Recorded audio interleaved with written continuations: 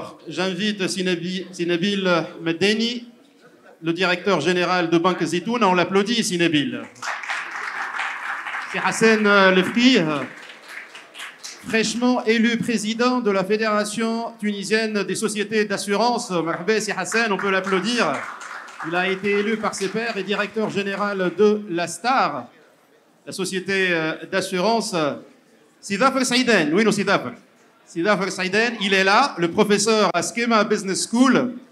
On l'applaudit également. Alors, je suppose que chaque organisateur rêverait d'avoir un panel aussi relevé. Un panel aussi relevé.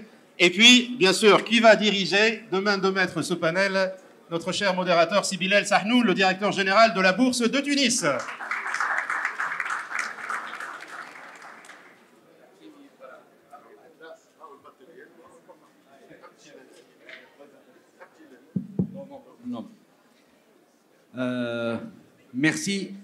Merci aux organisateurs et merci de me donner cette lourde responsabilité d'animer le premier panel avec un parterre d'éminence. Je vais juste vous demander d'excuser Monsieur le gouverneur à qui on va donner la parole en premier et pour des engagements à Tunis qu'il attend, donc il doit nous quitter. Le panel va parler de la finance responsable. Monsieur le gouverneur, je commence par vous. Même vous avez planté le décor tout à l'heure. Vous avez parlé de la stratégie de la Banque centrale pour la promotion de la RSE, pour qu'il y ait un peu plus d'engagement des acteurs économiques dans la promotion de la RSE. Ma question serait, quid de ce levier de financement, de la responsabilité, de la finance responsable pour accélérer cette mouvance de RSE pour qu'elle soit plus inclusive et plus généralisée par tous les acteurs. Et on aura tout à l'heure des acteurs financiers qui vont nous en parler, mais en tant que régulateur, comment on peut appuyer sur ce bouton pour accélérer un peu l'émergence de la finance responsable pour tirer davantage les acteurs économiques vers des politiques RSE plus franches et plus indiquées. Voilà, merci. Excellent. Je pense que c'est une excellente question et je vais essayer peut-être de parler de ce qu'on est en train de faire. Peut-être qu'on ne communique pas assez sur le Green Finance, mais vous vous rappelez qu'il y a peut-être 2 années, pendant la période Covid, on a présidé une réunion sur le Green Finance avec, je pense que c'était dans le cadre des discussions entre les gouverneurs de la région MENA, et c'était sur, je pense, dirigé par tout ce qui est réseau de stabilité financière. Donc, je dirais cette coopération entre les banques centrales aujourd'hui est en train de prendre forme. Et véritablement, quand je le dis, c'est qu'il y a 4-5 ans, on n'avait pas exactement les mêmes... C'est un peu comme aujourd'hui, on parle de Central Bank Digital Currency, on parle de crypto, etc. Il y a 4-5 ans, quand on avait des réunions au niveau du grand régulateur qui est la Bank of International Settlement, c'est-à-dire les gens n'étaient pas très preneurs, mais aujourd'hui, compte tenu de ce qu'on est en train de vivre en termes de réchauffement climatique, je crois que la démarche est en train de changer. Donc, la Banque centrale de Tunisie est inscrite un peu dans ce changement-là. Et je voulais peut-être présenter un certain nombre de choses qu'on est en train de faire. Et surtout, à mon sens, ce qui est important, c'est de proposer aussi quels sont les types de financement possibles. Parce qu'à la fin de l'exercice, il faut bien que ces entreprises qui aujourd'hui sont en train de travailler, ou ces fintech, ou ces startups qui sont en train de travailler dans je dirais, dans ce changement, cette transformation extrêmement importante, doivent aussi être financées.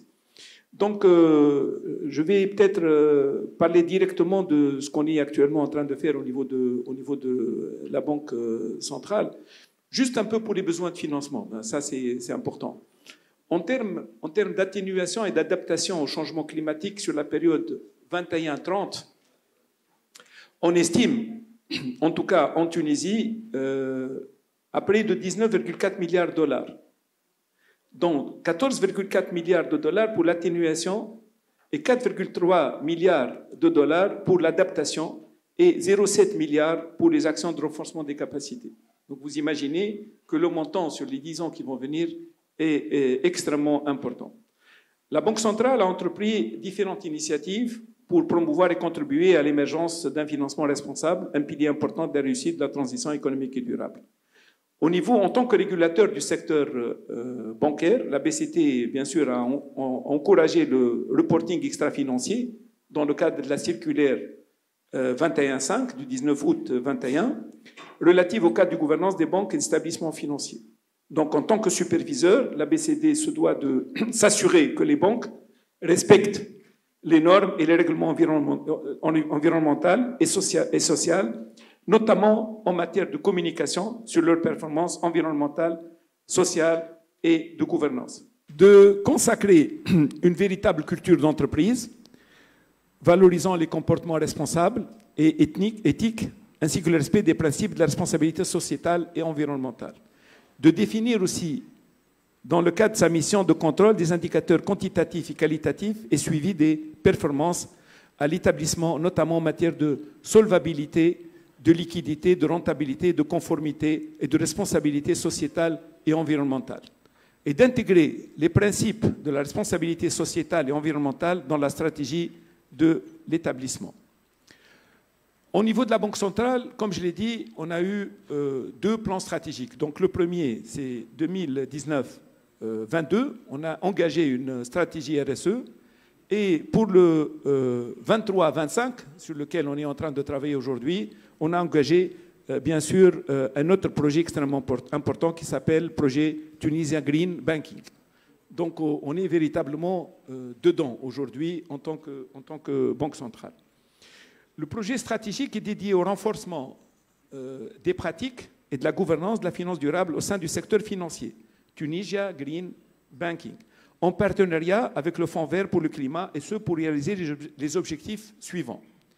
Intégration des considérations environnementales, sociales, de gouvernance et de genre dans les politiques et réglementations financières, afin de promouvoir la finance durable, et garantissant une adoption à l'échelle du secteur et une mise en œuvre cohérente pour toutes les institutions financières.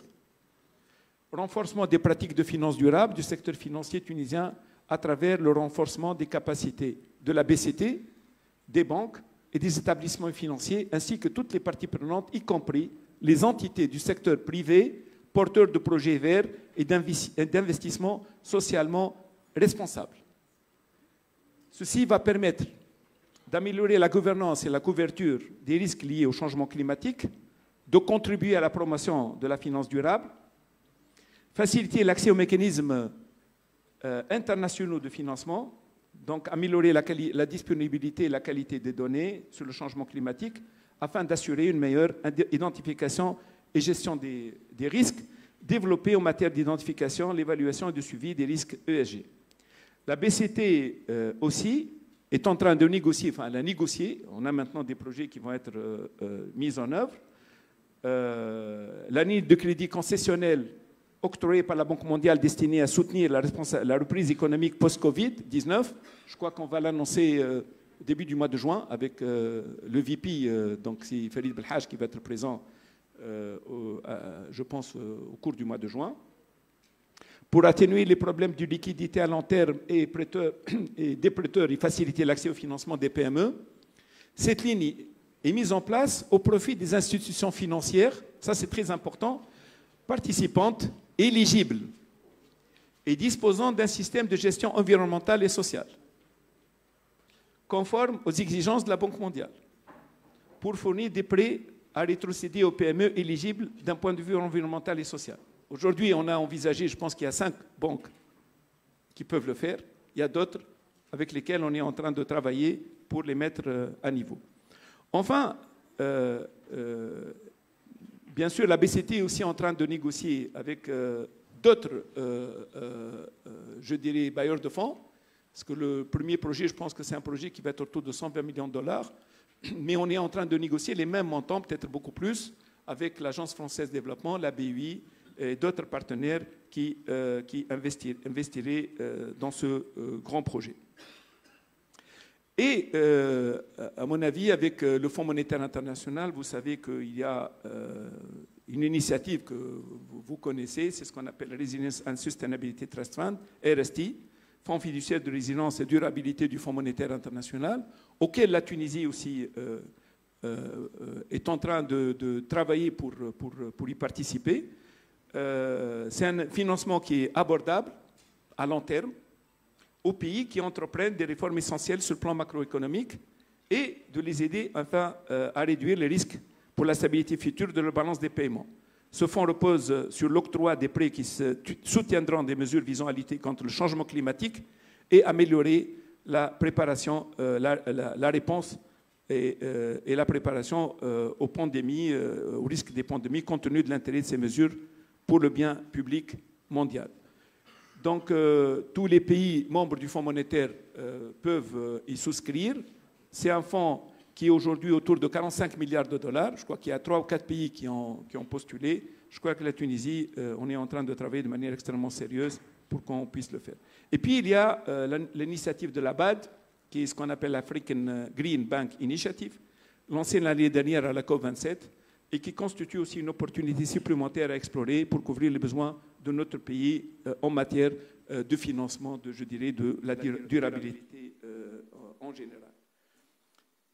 La BCT aussi a un rôle de régulateur. C'est vrai, on est en train de travailler sur le financement, mais ce qui est aussi important, c'est qu'aujourd'hui, on a une véritable responsabilité au niveau, bien sûr, des banques auxquelles nous, aujourd'hui, on est le régulateur. On a ce qu'on appelle le réseau des banques centrales et des superviseurs pour le verdissement du système financier, NGFS. Depuis 2 ans, nous participons, donc Inclusive Green Finance, donc on est très présents. Nous sommes aussi membres de l'Alliance for Financial Inclusion qui réunit les régulateurs des banques centrales. Nous traitons ces problématiques dans les comités techniques et nous participons activement à ces travaux. Madame la vice-gouverneure de la Banque centrale est membre de son conseil d'administration pour la région MENA. On est véritablement impliqués, on est aux premières loges. Donc, je pense, pour conclure, malgré l'abondance à l'international des sources de financement verts, bleus, responsables, la Tunisie n'a pas ou peut développer une offre de financement à l'instar de Saint-Raf, limité à 4 banques de la place, quelques exigences des bailleurs de fonds préalablement au déblocage. Il n'y a pas encore d'émission de green bonds, malgré un cadre réglementaire déjà mis en place. Je pense qu'il faudrait réfléchir d'une manière extrêmement importante à le mettre en place. Et je pense que c'est le but de ma prochaine intervention. Donc moi, je suis en train de suivre le timing auquel j'ai confronté. J'ai voulu avoir un peu plus de temps pour aussi répondre aux questions. Mais je pense que le plus important aujourd'hui, comme je l'ai dit, je pense qu'on a pris, la pré-température suite à ce que vous êtes en train de vivre en termes de stress hydrique. Et ce n'est pas par hasard, je trouve que ce n'est pas par hasard, je vais conclure sur cela, ce n'est pas par hasard aujourd'hui que la Banque centrale, il y a 3 années, ou 4 années, avant d'avoir la crise Covid, on a émis un billet de banque à l'effigie d'une femme, docteur, premier médecin pédiatre tunisien dans les années 30, Madame Tawhida Bchir. Et on était précurseurs. Et je crois que ça fait le tour du monde. On a été primé par beaucoup de banques centrales, etc. Ce n'est pas par hasard. Aujourd'hui, que la Banque centrale Tunisie est la 2e au monde en matière de gender balance. On est vraiment les 2e, juste après, je pense, une Fed aux États-Unis, je pense que c'est en Californie. Donc on est à 50% de haut en bas et de bas en haut. C'est quelque chose d'extraordinaire. Et ce n'est pas les gouverneurs actuels qui l'ont fait. C'est pour ça qu'on a aussi primé cette année un visionnaire, un gouverneur de banque centrale qui s'est réduit à Allah Yarhamou. Et on a dit l'année 72 était l'année du changement, je dirais, la transformation économique de la Tunisie a été faite dans les années 72. On a un billet de 50 dinars, donc 50 plus 70, on est à 22. J'espère que 22, 23, 24 vont être véritablement les changements importants qu'on va faire, les vraies transformations économiques, où on met véritablement toutes ces économies l'économie du savoir, l'économie de la connaissance, bien sûr, l'économie verte, toutes ces économies où on a véritablement de vrais talents. J'ai vu la liste des gens qui vont parler dans votre colloque et j'ai vu des jeunes extrêmement brillants qui sont à la pointe de la technologie.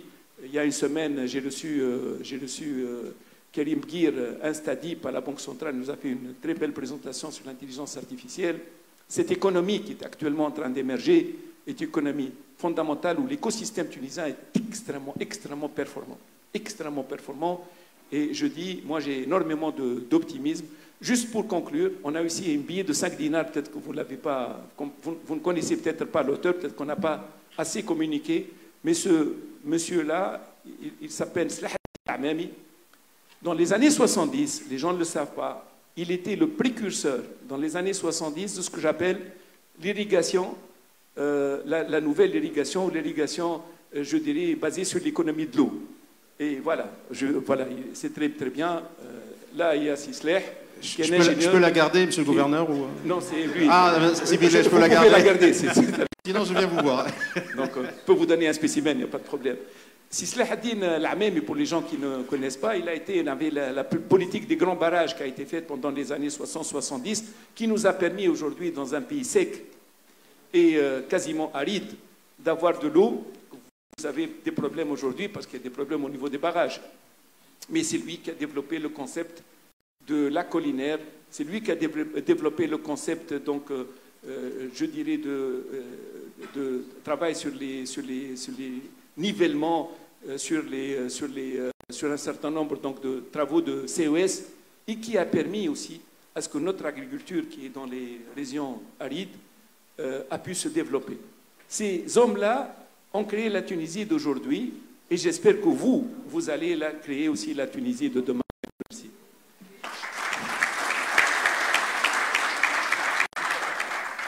Vous devez partir. Très bien. On va libérer. Il y a quelqu'un qui peut se mettre à ma place pour continuer. Ouais. Ça vous dit... Bien sûr, quelqu'un qui n'est pas de la BCT. Je pense que c'est Fawzi, ok, c'est Fawzi, et c'est Fawzi, c'est l'expert en Green Finance, donc vous avez la bonne ressource. Et encore une fois, merci beaucoup, monsieur le gouverneur. Je vous remercie pour cette initiative. On va remercier monsieur le gouverneur qui va devoir nous quitter pour des empêchements. Merci beaucoup, Simarouel, merci pour votre engagement. Je sais que vous avez porté ce projet, il faut le dire également, lorsque je vous ai sollicité, vous l'avez porté au plus haut niveau et je vous remercie infiniment. Merci, un grand merci à monsieur le gouverneur.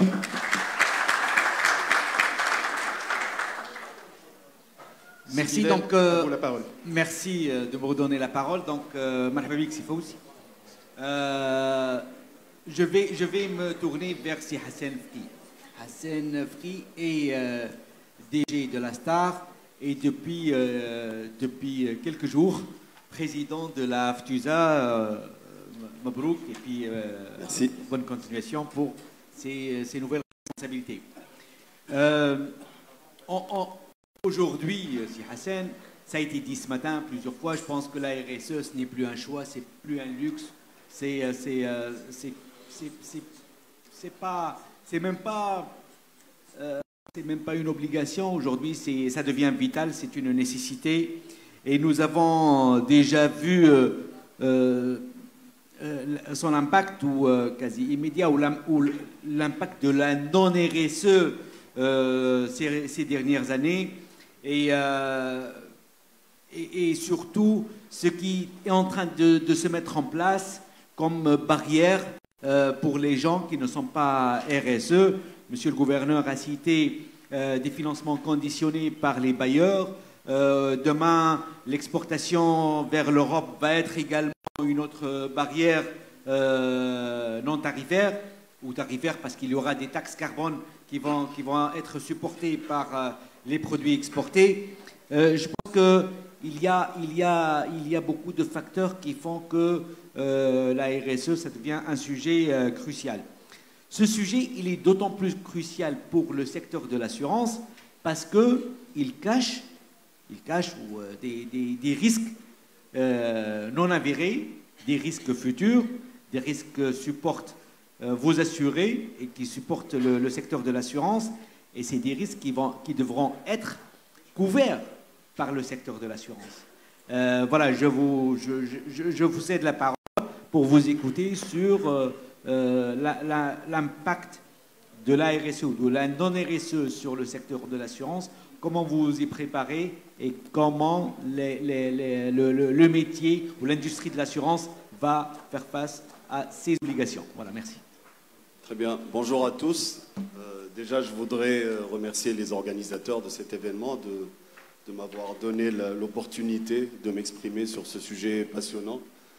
Et oui, Sibylle, la RSE est effectivement maintenant vitale pour les entreprises. Pour certaines, c'est un enjeu de progrès, pour d'autres, un élément de marketing probablement, mais c'est surtout un sujet qui, pour moi, est très sensible pour la réputation des entreprises.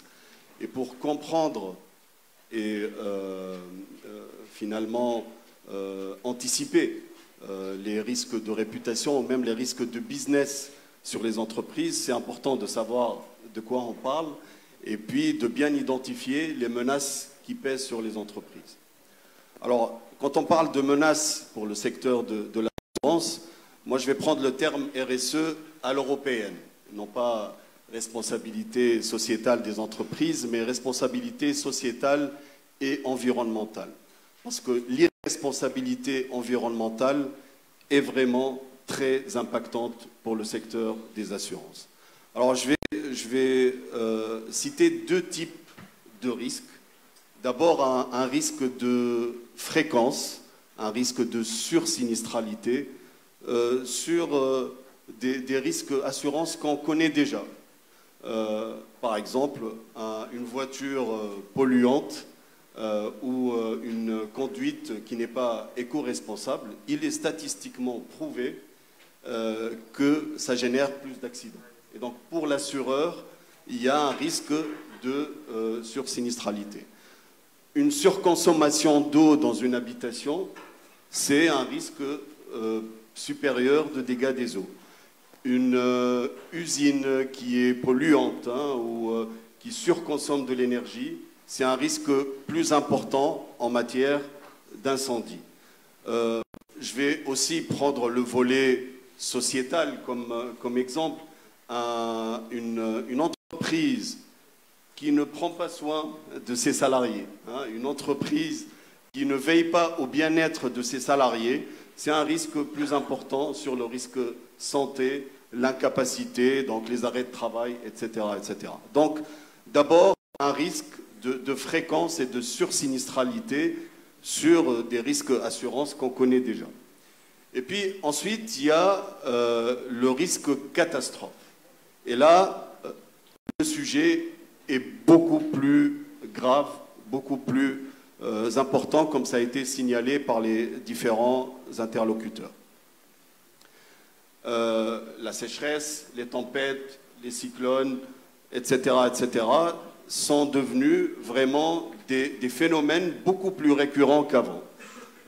Dans les modèles qui sont utilisés en fait par les réassureurs pour modéliser par exemple les événements centenaires, maintenant l'événement centenaire arrive par exemple en Europe tous les 10 ans.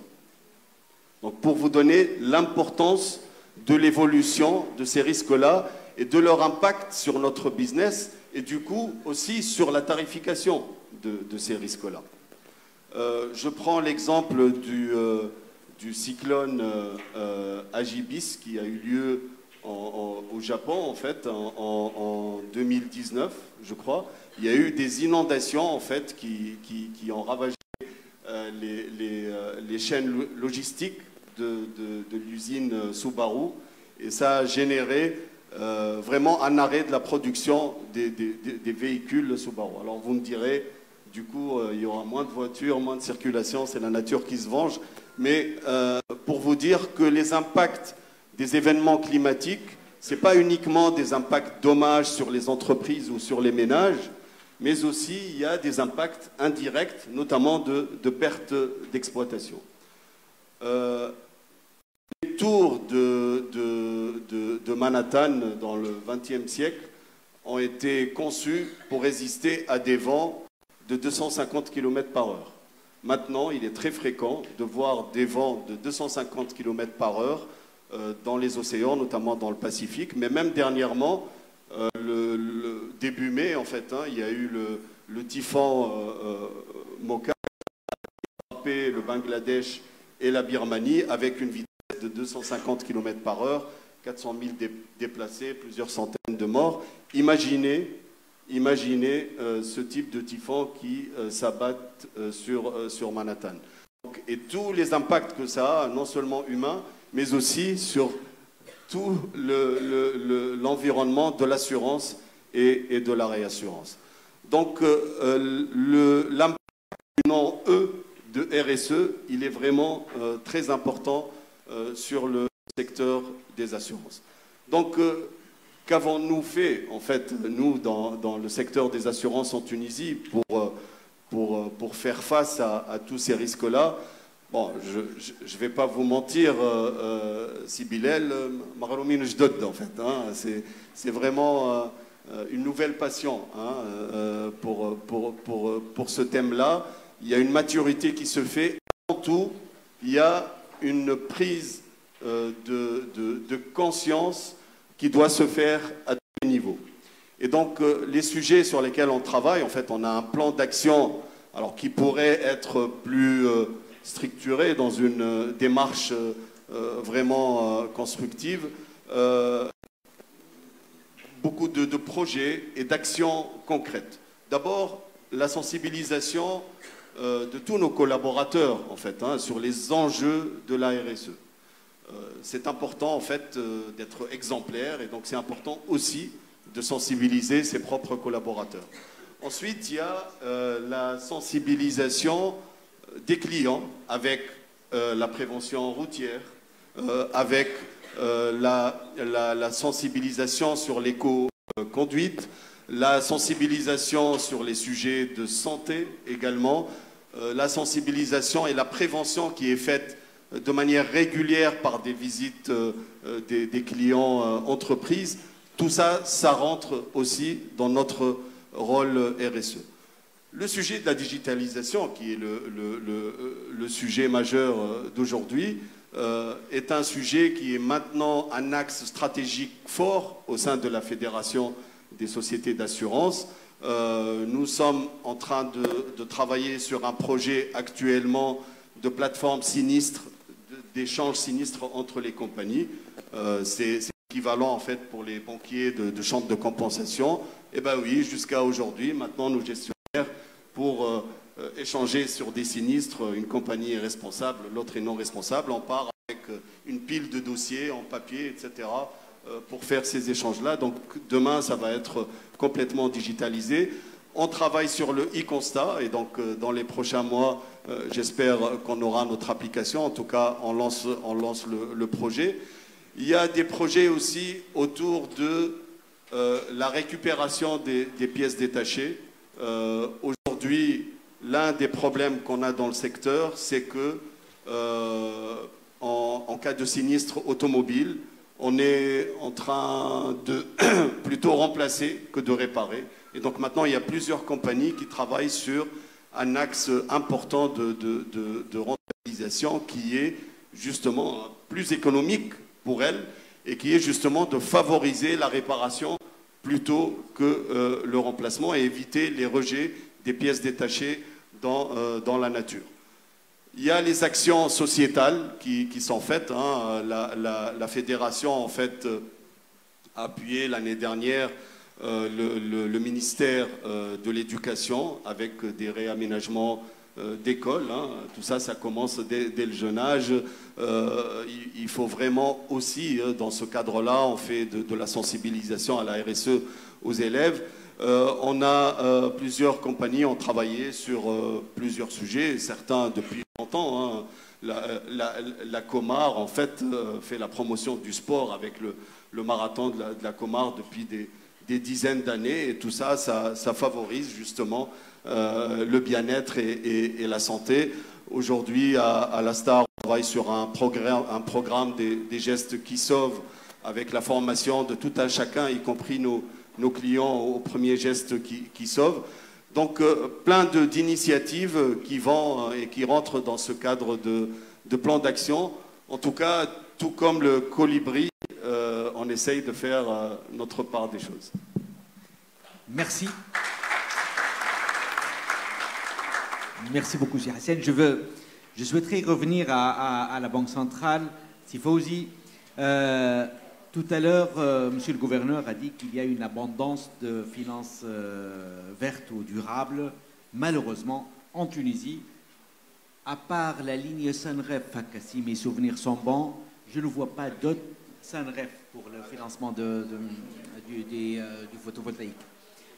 Non, pas que le photovoltaïque, de projets de l'efficacité énergétique. Merci. Donc, il n'y a pas eu d'émission d'emprunt vert ou responsable en Tunisie, alors qu'à l'international, en 2020, il y a eu 270 milliards d'émissions, presque le double en 2021. Et aujourd'hui, la part des émissions vertes ou responsables représente à peu près 25 ou 30% des émissions globales. La Tunisie n'a pas encore démarré, ni les banques ne l'ont fait, ni le souverain ne l'a fait. Donc il y a réellement, j'ai envie de dire qu'il y a une opportunité qu'on est en train de ne pas saisir. Et je voudrais écouter la Banque centrale, pourquoi il n'y a pas eu d'émission d'emprunt vert et pourquoi nos banques, pour promouvoir les investissements responsables, n'émettent pas d'emprunt durable. Voilà. Merci, Sylvie. Donc, pour répondre à la dernière partie de votre question, donc, concernant l'émission des émetteurs, donc, il y a deux compartiments en fait. Il y a le marché domestique au niveau des émissions et il y a le marché international. Du côté du marché domestique, à nos connaissances, donc le CMF vient de réguler certaines pratiques d'émissions qui observent tout ce qui est responsabilité environnementale et sociale et tout ce qui est s'aligne avec tout ce qui est vert. À l'échelle internationale, comme vous le savez, aujourd'hui, compte tenu de la notation souveraine de la Tunisie, nous ne pouvons pas malheureusement sortir sur le marché, sinon ça serait avec des conditions très heureuses. Aujourd'hui, on estime que au préalable, il faut un peu améliorer la notation souveraine de la Tunisie et par conséquent des banques et des différents opérateurs économiques, qu'ils soient publics ou privés, pour faciliter une éventuelle émission verte sur le marché financier international. Pour les instruments classiques de dette, aujourd'hui, je crois que le ministère de l'Environnement a fait de bon travail.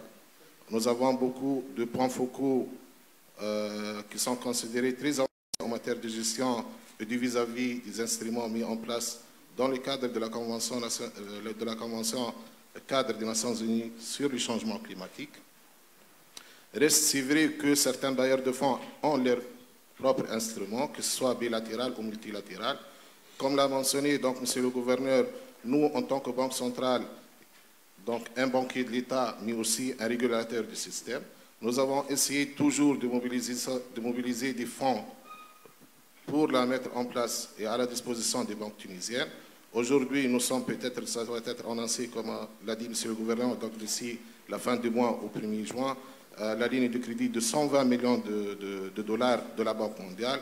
Il y a aussi pratiquement 100 millions de dollars donc, de la part de l'Union européenne, 150 au prix de la BI et fort probable donc 80 millions d'euros au prix de l'Agence française de développement. Donc il y a, on ne manque pas de fonds.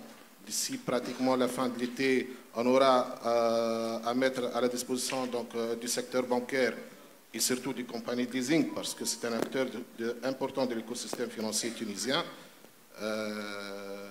un fonds qui est pratiquement donc, doté de 300 à 350 millions donc, de dollars pour financer des investissements essentiellement verts. Mais aussi, il ne faut pas oublier un autre aspect très important, Monsieur le Gouverneur l'a mentionné, c'est deux aspects. En fait, l'aspect gouvernance, donc il y a au niveau de la responsabilité sociétale et environnementale de l'entreprise, il y a l'aspect gouvernance, mais aussi il y a l'aspect genre.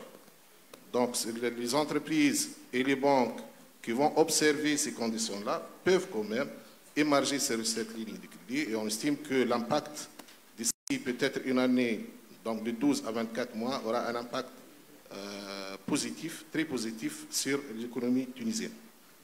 Merci. Merci beaucoup, Sifosi. Maintenant, je m'adresse à un banquier sur le terrain. Sinebil Madeni, DG de Zitouna Bank.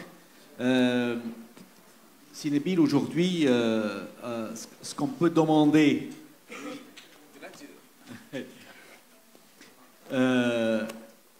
en tant que banquier, la question, je voudrais savoir si les notions de RSE ont été érigées dans les critères de choix et d'approbation des financements, des projets à financer. Est-ce qu'aujourd'hui les banquiers sont dans cette logique-là, vont devoir un peu le BP et le retour sur investissement, le TRI d'un projet? Est-ce que déjà il n'y a pas dans le process une première sélection qui se fait par la durabilité du projet à financer ou pas? La question elle est très précise et très engageante aussi. Tout à fait. Merci beaucoup tout d'abord de m'avoir invité à ce forum. Je vous remercie beaucoup. Je suis très heureux d'être parmi vous aujourd'hui. Vous savez, Sibilel, il y a eu beaucoup de changements au niveau de la pensée économique. Également, il y a eu beaucoup de changements au niveau de la pensée bancaire. Et donc, on ne voit plus uniquement le BPI, on ne voit pas uniquement tout ce qui est gain de la part des activités qu'on exerce, mais nous voyons beaucoup plus et nous naviguons trop large. Je vais vous parler, peut-être pour être dans le vif du sujet et par rapport au thème qui a été choisi par vous-même, par les organisateurs, la digitalisation et la RSE, pour vous parler un tout petit peu de l'expérience de Banque Zitouna en la matière. Vous savez, vous tous, que Banque Zitouna est jeune, c'est une banque jeune, à peine 12 ans d'existence, et qui a bien démarré dès le départ, avec une vision stratégique orientée digitale. Elle a su tirer profit des nouvelles technologies en la matière. Je donne un exemple, un petit exemple, mais dont l'ampleur elle est assez importante. La banque elle a choisi dès le départ d'avoir une gestion électronique des documents. Vous allez me dire, mais quel lien direct ou indirect avec le sujet d'aujourd'hui? Tout d'abord, il y a l'aspect digitalisation, mais il y a d'autres aspects. Tout d'abord, en choisissant cette gestion électronique des documents, dès le départ, nous avons laissé tomber et nous avons laissé de côté tout ce qui est utilisation du papier, tout ce qui est utilisation de l'encre. Encore une fois, quel lien? Eh bien, en choisissant cette façon de voir des choses, nous avons touché directement ou peut-être indirectement un secteur connu par le monde entier et notamment par nos amis assureurs, c'est celui du transport et de la logistique. Nous savons très bien que le secteur du transport et de la logistique, c'est un secteur polluant. C'est un secteur qui émet beaucoup de gaz à effet de serre. C'est un secteur qui émet beaucoup de CO2. Donc, chez nous, à Banque Zitouna, il n'y a pas de documents qui transitent entre nos 189 agences et le siège. Pas d'utilisation de transport. À la limite, nous avons optimisé l'utilisation du transport et nous avons optimisé aussi tout ce qui est logistique. Un pas sûr vers une activité RSE et durable, comme vient de me le dire mon cher ami Saïden. En me présentant à Banque Zitouna, Kali, vous êtes durable, donc, de nature, je suis durable. Ce choix stratégique par la banque ne s'est pas arrêté uniquement au niveau de la banque. Ça me rappelle hein, une petite chanson.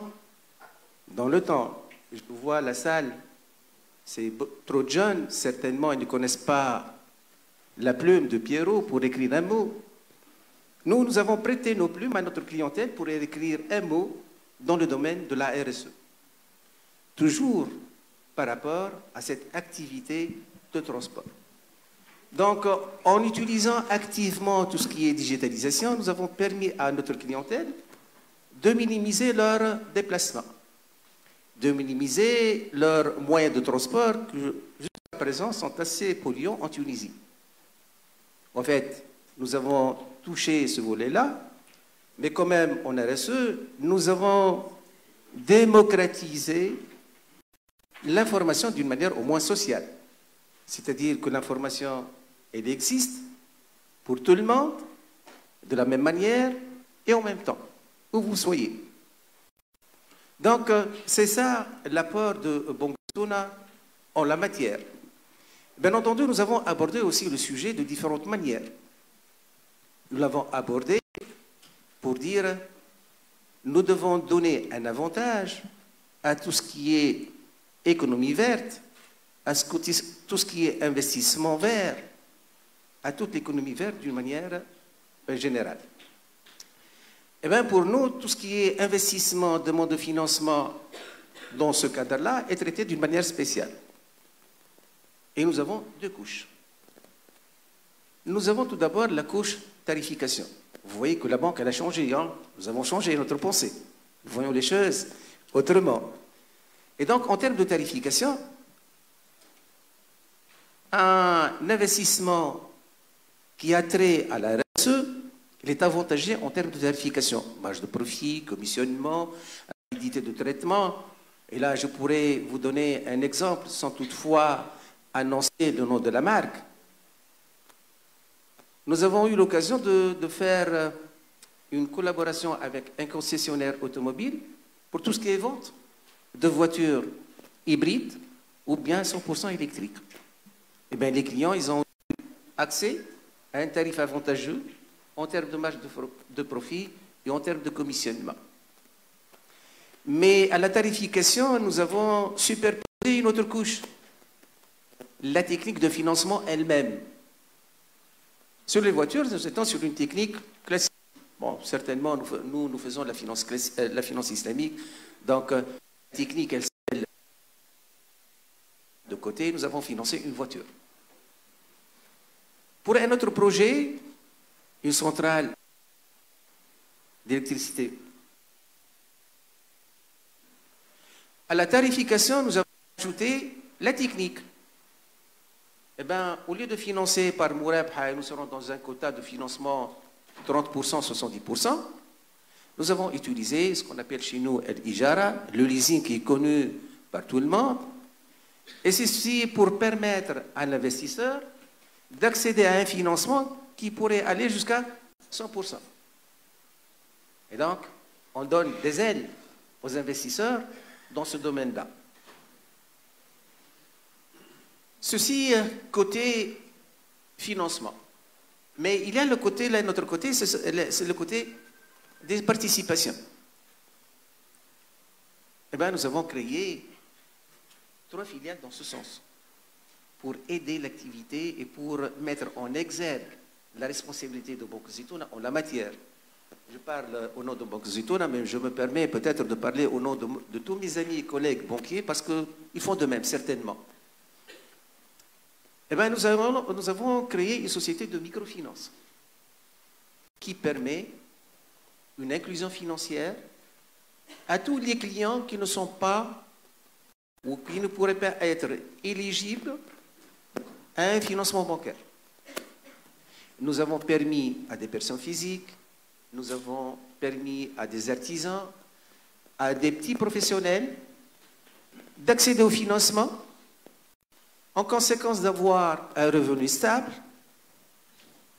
Résultat, c'est d'améliorer la qualité de vie de l'ensemble des Tunisiens, là où ils sont. Cette société, elle s'appelle Zitouna Temkin. Mais nous ne nous sommes pas arrêtés à ce stade-là, parce que nous avons créé aussi une société d'investissement qui s'appelle Zitouna Capital. Et dedans, nous avons créé des fonds qui sont dédiés à l'économie verte. Et nous avons financé des projets de dépollution et de traitement des déchets. Donc, c'est indirectement à travers Banque Zitouna, à travers sa société Capital Investissement, à travers l'un de ses fonds, nous avons pu accéder à cette activité de RSE. Dernière filiale qui a été créée par Banque Zitouna et notre groupe El Majd, c'est l'établissement de paiement. Et là, tout d'abord, nous sommes dans la digitalisation à 100%, full digital, mais nous avons permis aussi aux jeunes, à toutes les catégories, les souches tunisiennes, d'accéder aussi à cette inclusion financière et de donner un plus aux jeunes. Nous avons travaillé aussi de l'intérieur, parce que avec la collaboration de la NME, je ne sais pas s'il y a des amis de la NME parmi nous, nous avons travaillé ensemble sur une mission d'audit sur l'aspect politique de la banque, aussi bien siège que agence. Et nous avons fait un pas. Pour revenir au thème, nous avons digitalisé, mais nous avons mis un grand pas dans l'IA et nous pourrions avoir l'occasion, un autre jour, comment Banque Zitouna a entamé l'utilisation de l'intelligence artificielle au niveau de la banque. Pour vous donner des chiffres, nous, en termes de budget, annuellement, c'est entre 25 millions de dinars et 30 millions d'investissements, 30 millions de dinars d'investissement annuellement en soft, en hard et en accompagnement. J'espère bien avoir répondu à votre question et vous avoir convaincu, cher monsieur, que la pensée bancaire a bien changé. Hein, et que nous sommes sur une bonne voie. Et vous êtes en train de prêcher un convaincu déjà. Merci beaucoup, Sinebi.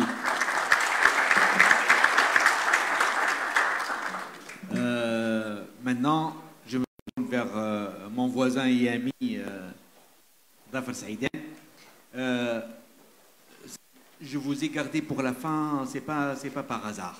J'ai voulu quand même que vous écoutiez les intervenants de l'industrie, des acteurs de l'écosystème financier, de l'industrie financière Fitounes, et puis voir comment chacun, un régulateur, l'industrie des assurances et l'industrie bancaire, pour voir comment ils voient la chose et pour que vous appréciez un peu comment on est en train d'aborder la chose et à quel stade nous en sommes aujourd'hui. Ma question, Rafal, c'est de par votre position en tant que professeur à Schema Business School, vos travaux de recherche, le benchmark que vous êtes en train de faire ou que vous feriez sur plusieurs marchés. Comment vous appréciez le degré de maturité de notre pays, de nous, Tunisiens ici, et si vous avez des recommandations à faire pour qu'on accélère un peu la cadence? Voilà ma question. Merci, Sibylle. Ce que j'ai entendu depuis ce matin, est extrêmement inspirant et je vous remercie. C'est vraiment un pur bonheur d'être avec vous. Si vous permettez, je vais aller au pupitre parce que j'ai 3 idées à vous livrer. J'ai pris des notes tout à l'heure et j'ai écouté attentivement. Et je voudrais vous confier ces 3 pistes de réflexion. En tant qu'académique, je resterai dans mon rôle, évidemment. Et donc, si vous permettez, je vais aller pour être plus à l'aise par rapport au micro. Merci d'abord pour votre invitation, chers amis, et vraiment c'est un plaisir de partager avec vous très humblement, hein, je précise sur cette expression, très humblement quelques idées. Le champ est vaste, le champ est nouveau, le champ est complexe, et j'aimerais rester dans le débat, dans la question qui dans le titre, la transformation digitale, levier d'une stratégie RSE. Comme je vous ai dit, 3 idées, je commencerai par la première. Effectivement, il y a un lien naturel, si je puis dire, entre la transition écologique et la transition numérique. On parle de twin transition. L'un ne va pas sans l'autre. On ne peut pas faire de transition écologique si on n'a pas de data. In God we trust. In God we trust. All others must bring data. Cette phrase n'est pas de moi, elle est de William Deming. William Deming qui insiste sur l'importance de la data comme approche sérieuse, approche cadrée, carrée, parce que, dans le fond, de quoi on a besoin en matière de transition écologique? De mesurer notre impact. Ce qu'a rappelé le représentant des Nations Unies, je crois, ce matin, c'est de mesurer l'impact. Et c'est ça l'étape que nous devons aborder. Nous sommes donc face à une twin transition, écologique, numérique.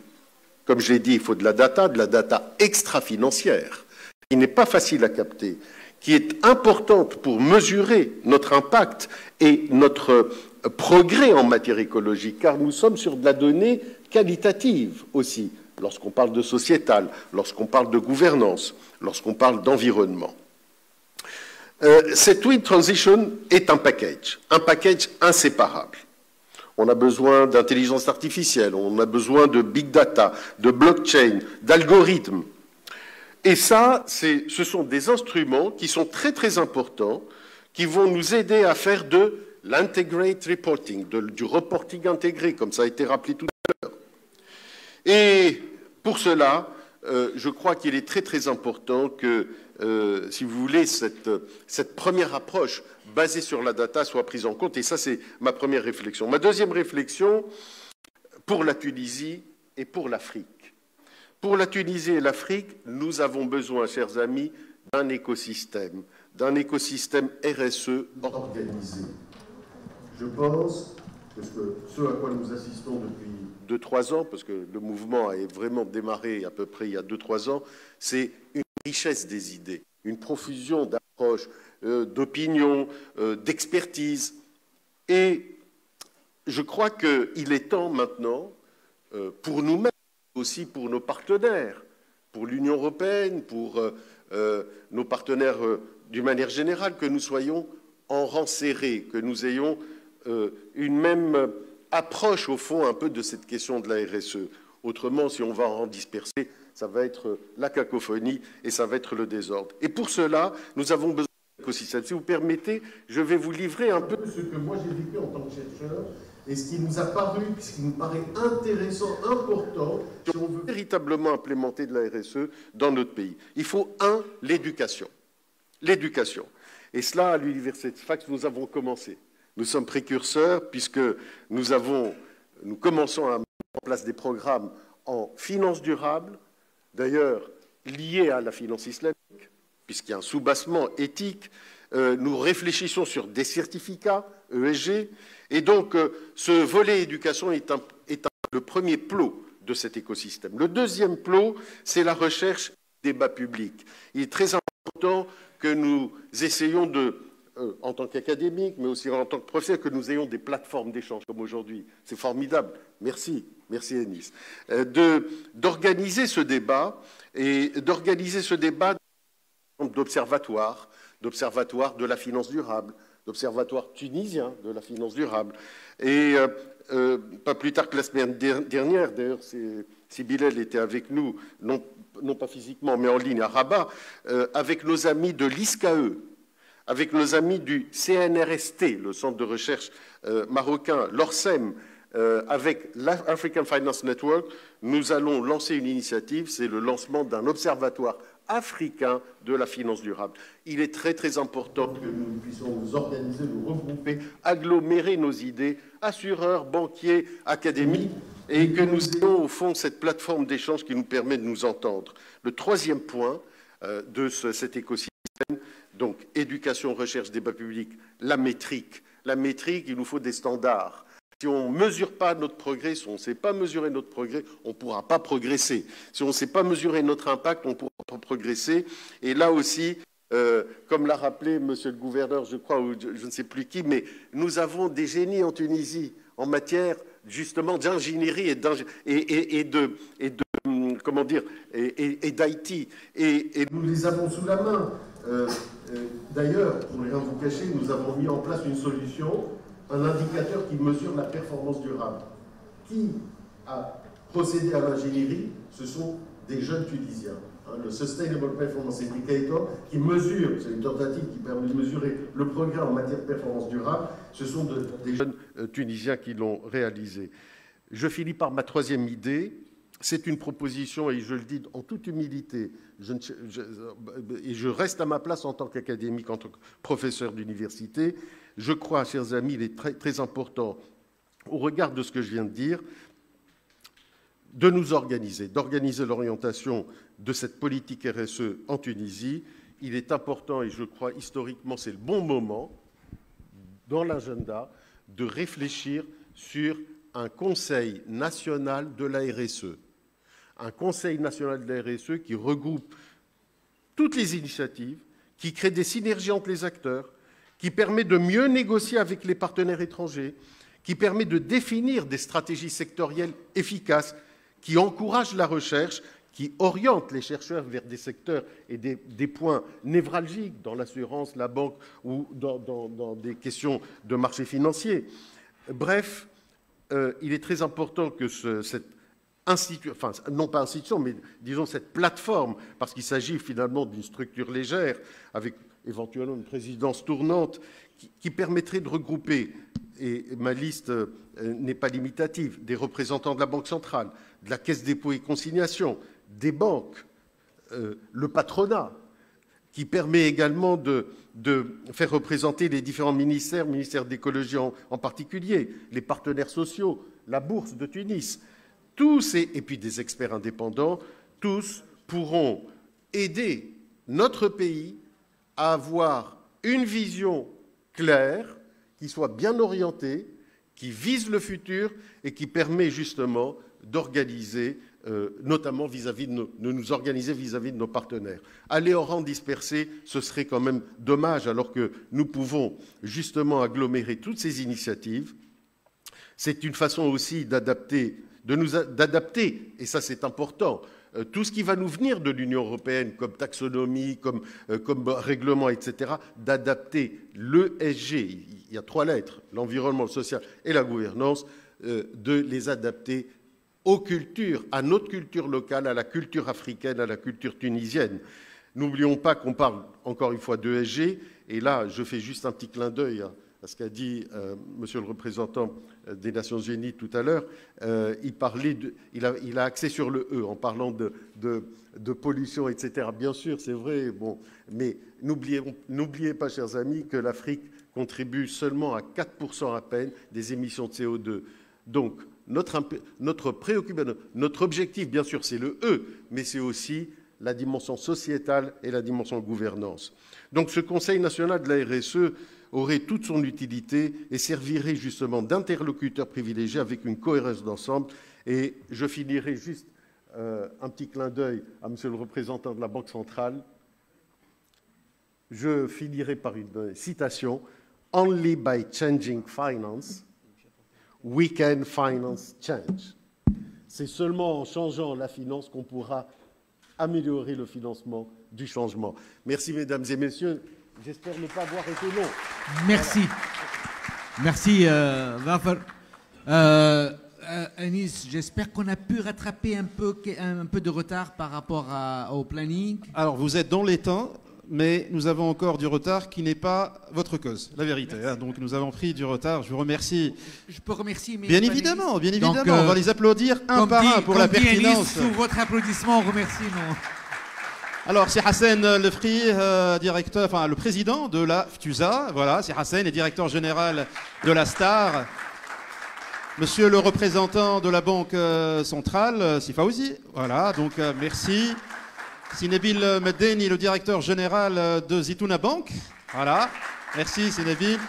Sidafar Saïden, donc le professeur Askema Business School. Merci beaucoup d'avoir fait le déplacement spécialement pour nous. Et sans oublier mon cher ami, l'incontournable Bilal Sahnoun, donc le directeur général de la Bourse de Tunis. Franchement, chaque organisateur rêverait d'avoir une brochette pareille.